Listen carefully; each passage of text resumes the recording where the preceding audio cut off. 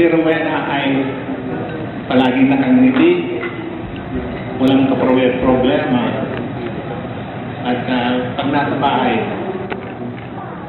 palagi yan siya nagbibigay ng katayangan sa house namin. Really, Dad? Yes. Yes. And Wow. I love you, Rowena. Love you, Pa. Thank you.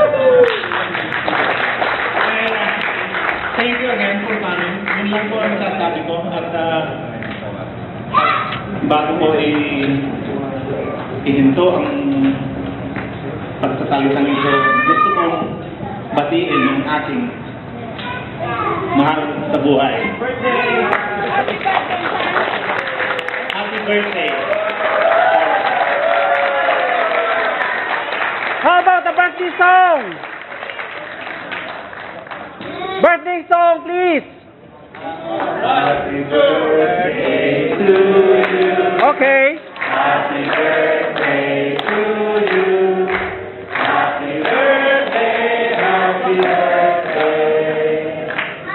Happy birthday to you.